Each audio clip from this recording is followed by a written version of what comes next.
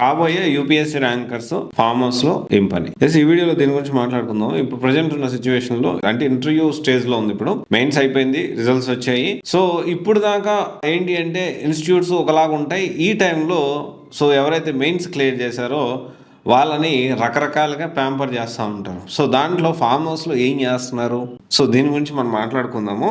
అయితే ఎలా ఉందంటే జనరల్గా ప్రిలిమ్స్ క్లియర్ చేస్తాను, మెయిన్స్ క్లియర్ చేస్తాను, ప్రిలిమ్స్ పాయింట్ ఆఫ్ వ్యూలోనో, టెస్ట్ సిరీస్ పాయింట్ ఆఫ్ వ్యూలోనో, మెంటర్షిప్ పాయింట్ ఆఫ్ వ్యూలోనో, లేకపోతే ఇంకా ఇంటర్వ్యూ పాయింట్ ఆఫ్ వ్యూలోనో, లేకపోతే ఆన్సర్ రైటింగ్ ఏదో ఒక రకంలో హెల్ప్ చేస్తే ఆ యూపీఎస్సీ ర్యాంకర్ని పిలిపించుకొని మా ర్యాంకర్ అని చెప్పడం ఏదో ఒక ప్రాసెస్లో ఏదో ఒక స్టేజ్లో హెల్ప్ చేసి ఉంటాయి. కానీ మెల్లమెల్లగా ఎలా మారుతుందంటే ఏమో అనిపిస్తూ ఉంది.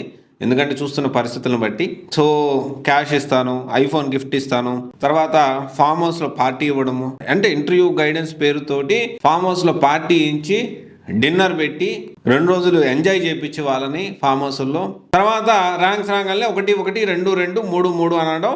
ఈ ర్యాంకర్స్ కూడా గుడ్డెత్తి చేలో పడ్డట్టు కొంచెం కూడా ఆలోచించకుండా, కొంతమంది ర్యాంకర్స్, అందరూ కాదు, కొంతమంది చాలా జెన్యున్గా ఉంటారు. నేను అంటే ఏదైతే ఒకవేళ వెళ్ళినా నాకు ఎందుకు వీళ్ళు ఇంటర్వ్యూలో హెల్ప్ చేశారు లేదా ఆన్సర్ రైటింగ్లో హెల్ప్ చేశారు క్లియర్గా చెప్తూ ఉంటారు. కొంతమంది అబద్ధాలు కూడా ఆడుతూ ఉంటారు.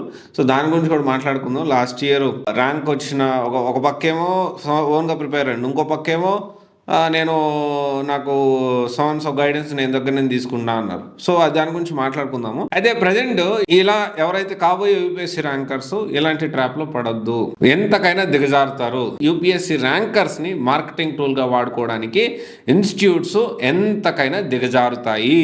అవసరమైతే పెళ్లిళ్ళు కూడా చేస్తారు, మీకు కట్నాలు ఇప్పించి పెళ్లిళ్ళు కూడా చేస్తారు. అంటే ఏదైనా కానీ మీరు తాయిలాలు మామూలుగా ఉండవు. ఎందుకంటే ఆ రిజల్ట్స్ వచ్చిన రోజు 1-2 days ఆ వైబ్ ఉంటుంది, ఆ హైప్ ఉంటుంది. ఆ హైప్ని వైబ్ని వాడుకొని మార్కెటింగ్ చేసుకొని తర్వాత స్టూడెంట్స్ని మోసం చేయడానికి జెన్యూన్గా కష్టపడదాం, జెన్యూన్గా మన ఇన్స్టిట్యూట్ నుంచి ర్యాంకర్స్ రావాలి, యూపీఎస్సీ ర్యాంక్స్ కొట్టాలి అనే ఆలోచన చాలా తక్కువ ఇన్స్టిట్యూట్స్ ఉంటాయి. ఇది ఢిల్లీలో కూడా, ఢిల్లీలో ఇంకెక్కువ ఉంటుంది. కొన్ని జెన్యూన్ ఇన్స్టిట్యూట్స్ ఉంటాయి, కొన్ని కాదు, ఎక్కువగా ఇలాంటి ఇన్స్టిట్యూట్స్ కూడా ఉంటాయి అన్నమాట. సో ప్రతి ఒక్కరు కూడా ఇది మీరు ఖచ్చితంగా ఆలోచన చేయాలి. పిలిచారు కదా ఫామ్ హౌస్కి అని చెప్పి ఎగేసుకుంటూ పోయారంటే మాత్రం తర్వాత మీరు అనవసరంగా ట్రాప్లో పడ్డట్టు అవుతుంది. సో ఇది ఒకసారి ఆలోచన చేయండి. శృతి పెంచుతుంది. ఐఫోన్ గిఫ్ట్ ఇచ్చడం, అవసరమైతే పెళ్ళిళ్ళు చేస్తాం, అవసరమైతే పెళ్ళిళ్ళు చేస్తాం అనేది, లేకపోతే ఈ ఎగ్జామ్లో కొంచెం అవకతవకలు ఇట్లాంటి విషయాలు, లేకపోతే పెద్ద బిల్డింగు, పెద్ద సారు, పెద్ద మేడము రెడీగా ఉంటారు. ఇప్పుడు కొత్తగా ఈ పెద్ద సారు బిల్డింగ్లో ఓన్గా బిల్డింగ్ కట్టిన ఇంకొక ఆయన కూడా సేమ్ ఇదే పందాలో ఫామ్ హౌస్లో పార్టీ ఇస్తున్నారు డిన్నర్ అని. అంటే అది డిన్నర్ ఇవ్వడం తప్పు కాదు, కానీ దాన్ని యూటిలైజ్ చేసుకొని కాబోయే యూపీఎస్సీ ర్యాంకర్స్ని అచ్చికి మచ్చికలాడి వాళ్ళని మార్కెటింగ్ టూల్గా వాడుకోవడం అనేది తప్పు. అంటే ఇక్కడ మార్కెటింగ్ టూల్గా వాడుకోవడం ఇన్స్టిట్యూట్ వాళ్ళు తప్పు కాదు. ఎవరైతే మిమ్మల్ని ర్యాంక్స్ వచ్చాయని తర్వాత ఏదో పిలిచారు కదా అని చెప్పి వెళ్ళి స్టూడెంట్స్ని మిస్గైడ్ చేయొద్దు. ప్రతి యూపీఎస్సీ ర్యాంకర్ ఈ విషయాన్ని గుర్తుపెట్టుకోండి, మీరు స్టూడెంట్స్ని మిస్గైడ్ చేయొద్దు. ఇది ఒకసారి ఆలోచన చేయండి. Thank you. This is Raj signing off.